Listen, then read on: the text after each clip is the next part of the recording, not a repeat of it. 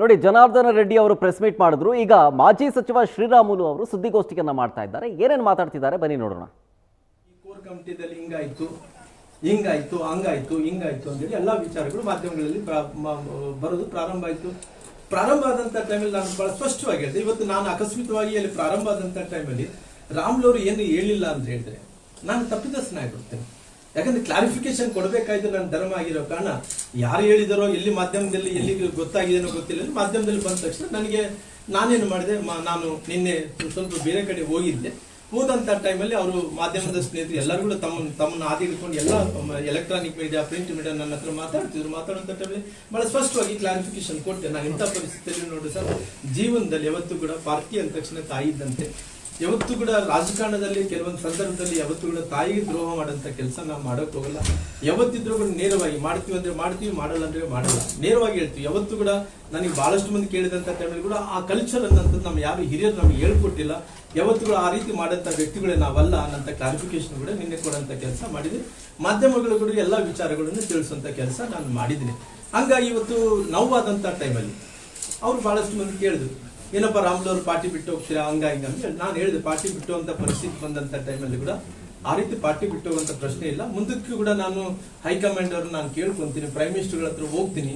Prime minister ಹತ್ರ ಹೋಗಿ ಹಿಂಗ ಆಗಿದೆ ಅಂತ. ಯಾಕಂದ್ರೆ ಪ್ರೈಮ್ ಮಿನಿಸ್ಟರ್ ನನಗೆ ವಿಶೇಷವಾಗಿ ಮುಂಚೆಯಿಂದ ಕೂಡ ನನಗೆ ಲೋಕಸಭಾ ಸದಸ್ಯರಿದ್ದಂತ ಟೈಮಲ್ಲಿ ನಾನು 2 ಬಾರಿ 6 ಬಾರಿ MLA ಇದ್ದಂತ ಟೈಮಲ್ಲಿ ಕೂಡ ನಾನು ಯಾವತ್ತೂ ಗುಜರಾತಿನ ಮುಖ್ಯಮಂತ್ರಿ ಆದಂತ ಟೈಮಲ್ಲಿ ಕರ್ನಾಟಕಕ್ಕೆ ಬಂದಂತ ಟೈಮ್ ನಾನೇ ಅವ್ರ ಜೊತೆ ಇರ್ತಾ ಇದ್ದೆ. ಸುಮಾರಿಗೆ ಈ ಉತ್ತರ ಕರ್ನಾಟಕದಲ್ಲಿ ಎಲ್ಲೇ ಪ್ರವಾಸ ಮಾಡಿ ನರೇಂದ್ರ ಮೋದಿಜಿ ಅವ್ರ ಜೊತೆ ನಾನೇ ಅವ್ರ ಜೊತೆ ಎಸ್ಕಾರ್ಟ್ ಮಾಡ್ತಾ ಎಲ್ಲಾ ವಿಚಾರಗಳಲ್ಲಿ ನಾನು ಅವ್ರ ಜೊತೆ ಪ್ರಯಾಣ ಕೂಡ ಮಾಡಿದ್ದೀನಿ. ಜೊತೆಲಿ ನನಗೆ ಎಲ್ಲೇ ಕಂಟ್ರಿಗಳು ಬಹಳ ಗೌರವವಾಗಿ ಮಾತಾಡಿದೆ. ಅಂತವ್ರ ಹತ್ರ ನನ್ನ ವಿಶ್ವಾಸ ಕಳ್ಸ್ಕೊಳಕ್ಕೆ ನನಗೆ ಇಷ್ಟ ಇಲ್ಲ. ಅದಕ್ಕೋಸ್ಕರವಾಗಿ ನಾನೇನ್ ಹೇಳಿದೆ, ಪ್ರೈಮ್ ಮಿನಿಸ್ಟರ್ ಹತ್ರ ತಿಳಿಸಿ. ಅಮಿತ್ ಶಾ ಅವರು ಕೂಡ ಪಾಪ ನನಗೆ ಅನೇಕ ಬಾರಿ ರಾಮುಲು ಆಪ್ತು ಜಮೀನ್ಸಿ ಹುಟ್ಟುಕು ಆಯಿಸೋ ಲೀಡರ್ ಅಂದ್ರೆ ಕೆಳಮಟ್ಟದಿಂದ ಬೆಳೆದಂತ ಲೀಡರ್ ಅಂತೇಳಿ ಅಮಿತ್ ಶಾ ಅವರು ಹೇಳ್ತಿರ್ತಾರೆ. ಇನ್ನು ರಾಜನಾಥ್ ಸಿಂಗ್ ಅವರು ನನಗೆ ಒಂದು ರೀತಿ ಅಂದ್ರೆ ನಮ್ಮ ಮನೆಯಲ್ಲಿ ಯಾವ ರೀತಿ ಹಣ್ಣವ್ರು ನೋಡ್ಕೊಂತ ಆ ರೀತಿ ನಿತಿನ್ ಗಡ್ಕರಿ ಅವರು, ಪ್ರಕಾಶ್ ಜಾವಡೇಕರ್, ಸುಷ್ಮಾ ಸ್ವರಾಜ್ ಇಲ್ಲ, ಎಲ್ಲರೂ ಕೂಡ ಆಲ್ಮೋಸ್ಟ್ ನನಗೆ ಗೊತ್ತಿರುವಂತ ಕ್ಯಾಬಿನೆಟ್ ಮಿನಿಸ್ಟರ್ಗಳಲ್ಲಿ ಹತ್ತತ್ರ ಎಲ್ಲರೂ ಕೂಡ ಬೇಕಾದಂತವ್ರು ಇದಾರಪ್ಪ. ಅವ್ರು ಎಲ್ಲರೂ ಕೂಡ ತಿಳಿಸ್ತೀನಿ. ಯಾಕಂದ್ರೆ ನಾಳೆ ಏನಾಗುತ್ತೆ ಅಂದ್ರೆ ಹೇಳಿದ್ದೆಲ್ಲ ಕೂಡ ಸತ್ಯ ಅನ್ಕೊಂಡು ಹೆಂಗಿರುತ್ತಂದ್ರೆ ಯಾವತ್ತೂ ಕೂಡ ಸುಳ್ಳು ಅನ್ನಂಥದ್ದು, ಈ ಸುಳ್ಳು ಅನ್ನಂಥದ್ದು ಬಲಾಢ್ರ ಕೈಯಲ್ಲಿ ಏನಿರುತ್ತಲ್ಲ, ಆ ಸುಳ್ಳು ಅನ್ನಂಥದ್ದು ಆ ಬಲಾಢ್ರ ಕೈ ಇದ್ದಂತ ಟೈಮಲ್ಲಿ ಅದು ಸತ್ಯ ಆಗುತ್ತೆ.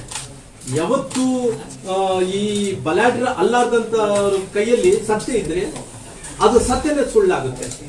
ಯಾವತ್ತು ಕೂಡ ಸತ್ಯದ ಕಡೆ ಸುಳ್ಳು ಗೆಲಿತದಾಗಲಿ ಸತ್ಯ ಯಾವತ್ತು ಕೂಡ ಸೋತು ಹೋಗುತ್ತೆ.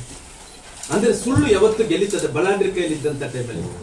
ಸತ್ಯ ಏನಿದೆ ಬಲಾಢ್ರ ಇಲ್ಲಾರ್ದಂತ, ಶಕ್ತಿ ಇಲ್ಲಾರ್ದಂತ ಹೀನವಾದಂತ ಜನರ ಜೊತೆಲಿ ಅಸತ್ಯ ಅನ್ನೋದು ಸುಳ್ಳಾಗುತ್ತೆ.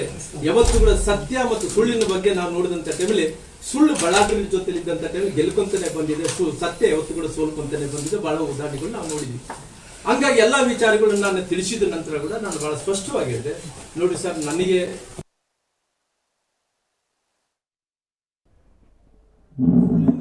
ಕೋಟೆ ಕಟ್ಟಿದ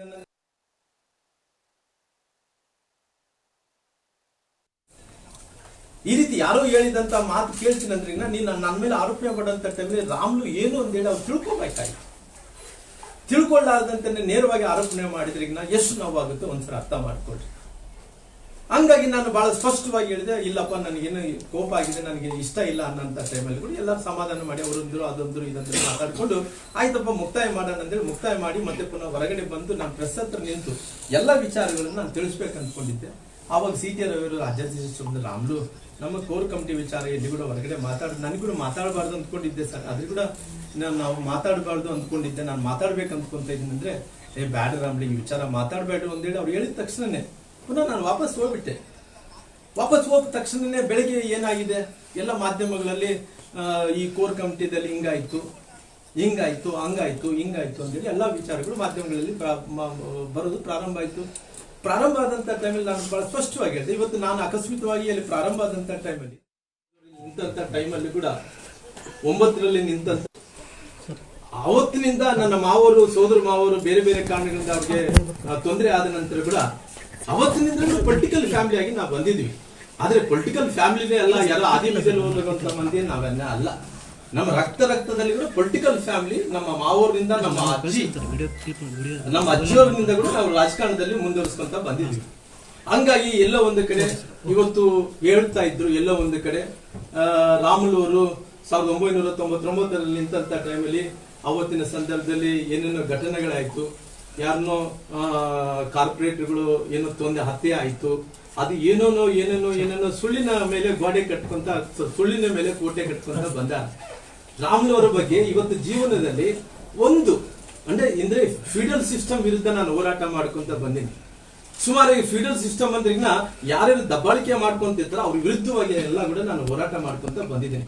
ಯಾವತ್ತು ಕೂಡ ಬಡವರಿಗೆಲ್ಲ ಅನ್ಯಾಯ ಆಗೋದಿಲ್ಲ ನಿಂತಿದ್ದೀನಿ. ಇವತ್ತು ಬಡವರಿಗೆ ಅನ್ಯಾಯ ಆದಂತ ನಿಂತು ಗಟ್ಟಿಯಾಗಿ ಫೀಡಲ್ ಸಿಸ್ಟಮ್ ವಿರುದ್ಧ ಹೋರಾಟ ಮಾಡಿ ಬಡವರಿಗೆ ನ್ಯಾಯವನ್ನು ಕೊಡಿಸಂತ ವಿಚಾರವನ್ನು ಮಾಡಿ ಇಲ್ಲಿ ತನಕ ನಾನು ಬಂದಿದ್ದೀನಿ. ಅನೇಕ ಬಳ್ಳಾರಿ ನಗರದಲ್ಲಿ ಹೋದ್ರೆ ರಾಮುಲು ಅವರು ಇವತ್ತು ಹೋರಾಟದಿಂದ ಮೇಲೆ ಬಂದಂತನಾಗ್ಲಿ, ಯಾರಿಗೆ ಕೃಪಾ ಆಶೀರ್ವಾದದಿಂದ, ಯಾರ ಕೃಪಾ ಕಟಾಕ್ಷದಿಂದ ಮೇಲೆ ಬಂದಂತ ಅಲ್ಲ ನಾನು. ಯಾಕಂದ್ರೆ ನನ್ನ ರಕ್ತದಲ್ಲೇ ನಾನು ಪೊಲಿಟಿಕಲ್ ಫ್ಯಾಮಿಲಿ ಆಗಿರೋ ಕಾರಣ ಇವತ್ತು. ಹಂಗಾಗಿ ಅವತ್ತಿನಿಂದ ಕೂಡ ಇವತ್ತಿನ ತನಕ ಕೂಡ ಅವತ್ತು ಸೋತಿರ್ಬೋದು, ಮತ್ತೆ ಗೆದ್ದಿರ್ಬೋದು ರಾಜಕಾರಣದಲ್ಲಿ, ಮತ್ತೆ ಇವತ್ತು ಸೋತಿರ್ಬೋದು, ನಾಳೆ ಗೆಲ್ಲಿಬಹುದು, ಅದು ಮುಖ್ಯ ಅಲ್ಲ, ನಮ್ಮ ಕ್ರೆಡಿಬಿಲಿಟಿ ಮುಖ್ಯ ಆಗುತ್ತೆ. ಹಂಗಾಗಿ ಇವತ್ತು ಎಲ್ಲಾ ರೀತಿಯಲ್ಲಿ ಕೂಡ ನಾನು ಅವತ್ತಿನಿಂದ ಇವತ್ತಿನ ತನಕ ಕೂಡ ಪಾರ್ಟಿಯನ್ನು ಕಟ್ಟಂತ ವಿಚಾರ ಬಂದು 2015ರಲ್ಲಿ ಹೇಳ್ತಾ ಇದ್ರು. ಅವ್ರೇನು 2015ರಲ್ಲಿ ನಾನು ಚಿತ್ರದುರ್ಗ ಜಿಲ್ಲೆಯಲ್ಲಿ ಮೊಳಕಾಲ್ಮೂರದಲ್ಲಿ ರಾಮುಲು ಅವರು ನಿಂತಿದ್ರು. ಜನಾರ್ದನ್ ರೆಡ್ಡಿ ಬಂದು ಯಾವ ರೀತಿಯಲ್ಲಿ ಮ್ಯಾಜಿಕ್ ಮಾಡ್ತಾನೋ ಮ್ಯಾಜಿಕ್ ಮಾಡಿ 45,000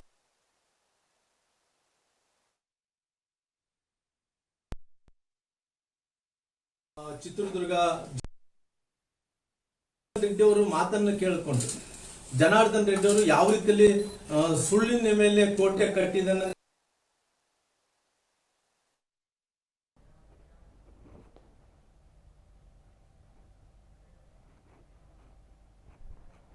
ಅರ್ಥ ಮಾಡ್ಕೊಳ್ಳಿ. ಹಂಗಾಗಿ ನಾನು ಬಹಳ ಸ್ಪಷ್ಟವಾಗಿ ಹೇಳಿದೆ, ಇಲ್ಲಪ್ಪ ನನಗೇನು ಕೋಪ ಆಗಿದೆ, ನನಗೆ